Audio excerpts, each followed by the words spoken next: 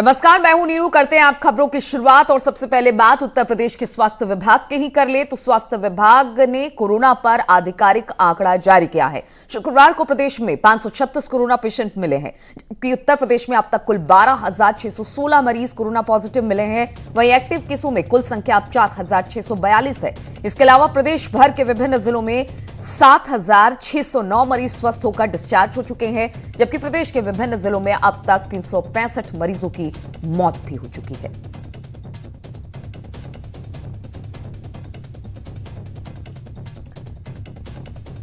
और अकेले आगरा की बात की जाए तो 1,000 के पार पहुंच गया है आंकड़ा। यहां पर 5 जिलों में 500 से ज्यादा कोरोना पेशेंट है, 3 जिलों में 300 से ज्यादा कोरोना पेशेंट है, जबकि 9 जिलों में 200 से अधिक कोरोना पेशेंट बताए जा रहे हैं। 22 जिलों में 100 से अधिक कोरोना पेशेंट है। तो यह है उत्तर प्रदेश का हाल, जब लगातार मामले कोरोना को लेकर बढ़ते जा रहे हैं। और नोएडा से खबर है, यहां पर 95 कोरोना केस मिले हैं। नोएडा में 24 घंटे में मिले 95 कोरोना पॉजिटिव केस। जिले में कोरोना संक्रमितों की तादाद बढ़कर अब 830 तक जा पहुंची है। नोएडा में कोरोना संक्रमण से अब तक 12 मरीजों की मौत हो गई है, जबकि 477 मरीज ठीक होकर डिस्चार्ज भी हुए हैं। लेकिन चिंता की बात यह है कि लगातार ये आंकड़े बढ़ते जा रहे हैं और 24 घंटे का जो आंकड़ा है वो दिन ब दिन बढ़ता जा रहा है। और वाराणसी में अनलॉक 1 लागू होते ही लोग लापरवाह नजर आ रहे हैं। अब भीड़ में रहने के बावजूद भी लोग मास्क लगाते नहीं दिख रहे। न्यूज 18 ने वाराणसी के अलग अलग इलाकों में रियलिटी चेक कर जानी हकीकत।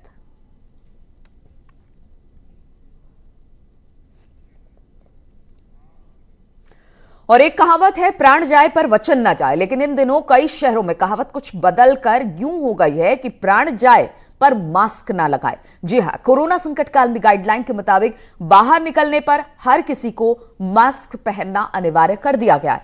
लेकिन अनलॉक 1 में लोग काफी हद तक लापरवाह हो गए हैं। ऐसी ही तस्वीर कानपुर से आई है, जहां पर लोग हॉटस्पॉट इलाके में बिना मास्क के घूमते नजर आ रहे हैं। जबकि कोरोना का आलम यहां यह है कि हॉटस्पॉट वाले इलाके में 15 से बढ़कर अब 46 तक मामले पहुंच गए हैं। इन इलाकों में तैनात पुलिसकर्मियों के पास भी मास्क नहीं है। ऐसे में वो भी बिना मास्क के ही घूम रहे हैं। कानपुर से न्यूज 18 के संवाददाता अमित गंजू की रिपोर्ट देखिए।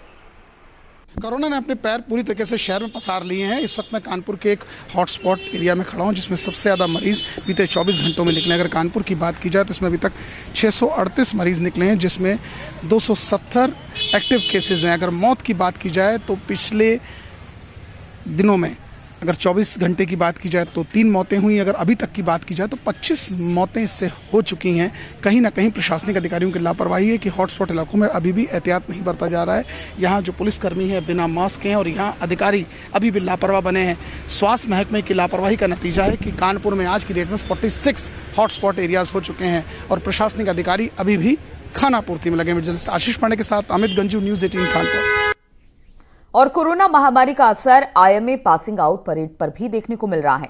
आईएमए के इतिहास में पहली बार होगा जब gentleman cadets passing out parade के बाद अपने घर नहीं बल्कि सीधे अपनी अपनी पोस्टिंग के लिए जाएंगे। साथ ही सबसे ज्यादा दिक्कत इस समय उन विदेशी अफसरों को आने वाली है जो पास आउट के बाद भी कुछ समय आईएमए में ही रहेंगे। दरअसल कोरोना महामारी के चलते इंटरनेशनल फ्लाइट्स बंद हैं, जिसकी वजह से मित्र राष्ट्रों के अफसर यही आईएमए में रुकेंगे। आपको बता दें कि आज होने वाली पासिंग आउट परेड में 423 जेंटलमैन कैडेट्स में 90 कैडेट्स मित्र राष्ट्रों के हैं, जो अफसर बनने के बाद भी आईएमए में ही रुकेंगे।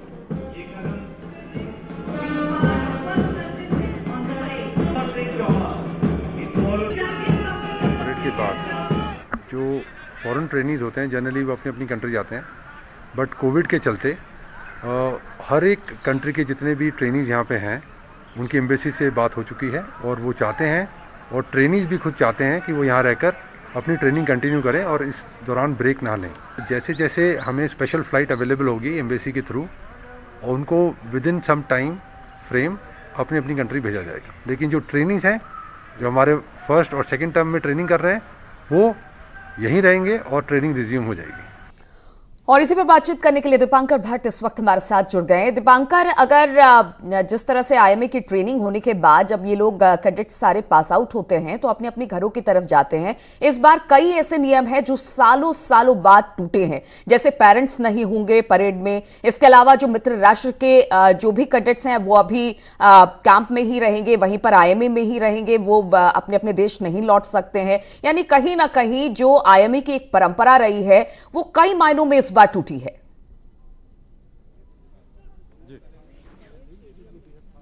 बिल्कुल नीलू, लेकिन बावजूद इसके जो जज्बा है, जो साहस है, जिस सुरक्षा की बात सेना करती है और जिस बात के लिए भारतीय सेना को जाना जाता है, आप इन तस्वीरों को देखिए। ये कैडेट्स अब से कुछ देर के बाद पिपिंग सेरेमनी जब होगी उसके बाद भारतीय सेना में शामिल हो जाएंगे, भारतीय सेना का अंग बन जाएंगे और जो सुरक्षा, सम्मान और जिस शहादत तक की यात्रा होती है उस सम्मान का ये वो पल है, ये खास पल है ट्रेनिंग के बाद जब अब ये भारतीय सेना में शामिल होने वाला है। 333 भारतीय कैडेट्स इस बार, 90 विदेशी कैडेट्स इस बार। और इस वक्त देहरादून में मौसम थोड़ा सा बदला हुआ, बारिश की यहाँ पर थोड़ी संभावना बन रही है, लेकिन बावजूद इसके जो जज्बा है, जो साहस है, वो इन तस्वीरों में यहाँ पर साफ देखा जा सकता है। हर सैनिक के मन में एक जज्बा होता है कि वो देश की सुरक्षा करे, देश के सम्मान को बरकरार रखे, इसकी अखंडता को बरकरार रखे और इसके कल्याण के लिए काम करे। 1932 में आईएमए का यहाँ पर स्थापना हुई और अब 2020,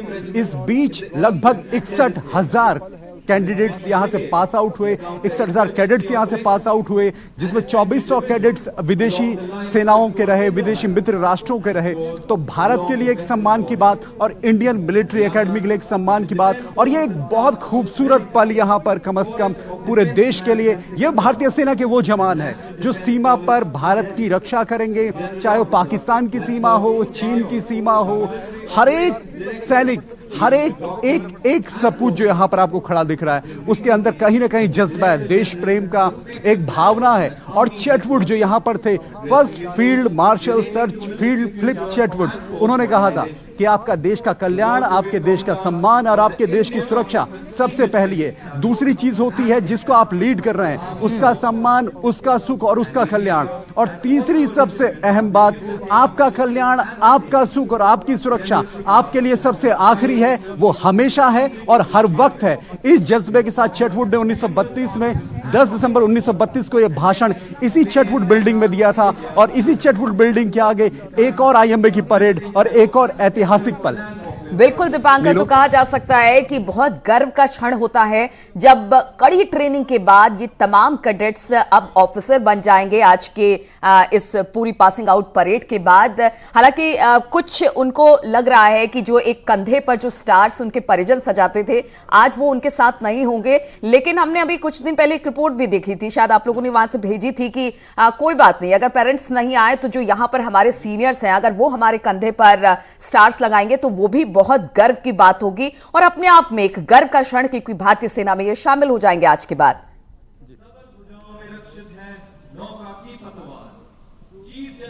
बिल्कुल नीलू, सबसे बड़ी बात यह है कि जो गुरु द्रोण की शिक्षा या जिस संस्कृति से भारतीय संस्कृति आती है उसका प्रभाव यहां पर है। जो इनका जो ध्येय वाक्य है, कम से कम योद्धा होने के नाते, वो श्रीमद् भगवत गीता से लिया गया। उसमें साफ तौर पे कहा गया कि मैं एक योद्धा हूं और युद्ध करना मेरा धर्म है। तो उसी धर्म के अंतर्गत ये सभी लोग यहां पर काम करते हैं, वही शपथ लेते हैं, उसी के साथ ये आगे बढ़ते हैं। कोरोना जैसा संकट है, पूरी दुनिया में महामारी फैली हुई है, लेकिन बावजूद इसके ये लोग यहां पर आज अपने अपने रेजिमेंट्स में जाएंगे, वहां पर सेवाएं देंगे। और जो बात आपने कही कि किसी भी माता पिता के लिए एक सबसे बड़ा गर्व का क्षण होता है जब उसका बेटा या बेटी सेना में शामिल हो या उसका बेटा बेटी कभी नौकरी लगे, ये हमेशा एक माँ बाप चाहते हैं। और आप किसी भी बच्चे के लिए उसकी खुशी से बड़ी खुशी उसके माँ बाप के लिए होती है। तो और उसके बाद आता है गुरु का नंबर। तो जो गुरु यहां पर है वो इन्हीं का इस वक्त सम्मान चल रहा है, जिन्होंने इनको ट्रेनिंग यहां पर दी है, जिन्होंने इनको 2.5 से 1.5 साल यहां पर सिखाया है। तो वो गुरु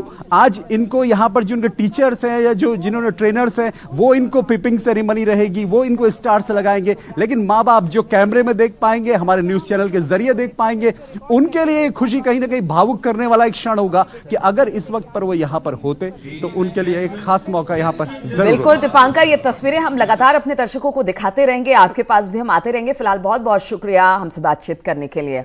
और अब इस वक्त एक खबर लखनऊ से आ रही है, जहां पर लखनऊ लखनऊ पुलिस मुख्यमंत्री योगी आदित्यनाथ को धमकी देने वाले की तलाश में लगातार दबिश दे रही है। पुलिस लखनऊ के गौतम पल्ली थाने में एफआईआर दर्ज की है और जांच भी अब शुरू कर दी है। जांच में साइबर सेल को भी इसमें लगाया गया है, क्योंकि कल जिस तरह से मुख्यमंत्री को धमकी भरा पत्र आया था और इसके बाद से लगातार पुलिस चौकन्नी हो गई है।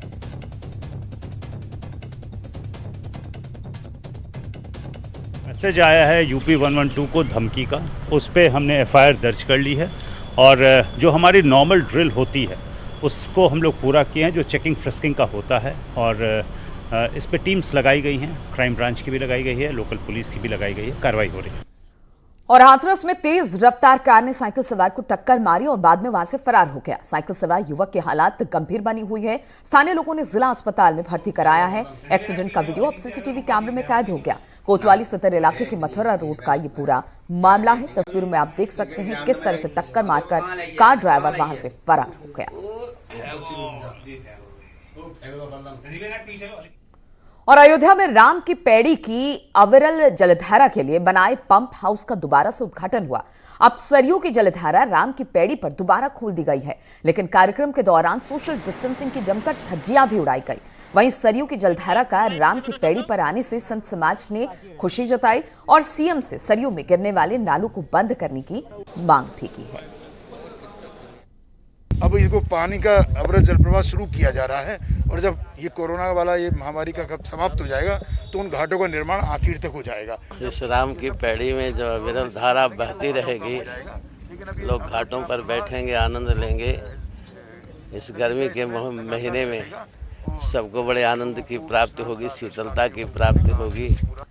और उन्नाव में आईजी लक्ष्मी सिंह ने शहर का औचक निरीक्षण किया, जिसमें महकमे में हड़कंप मच गया। उन्होंने शहर की जामा मस्जिद के साथ तमाम जगहों पर सुरक्षा व्यवस्था का जायजा लिया और पुलिसकर्मियों को बेहतर पुलिसिंग की हिदायत दी। वहीं आईजी को रेड कारपेट पर की गई अगवानी चर्चा का विषय बना रहा।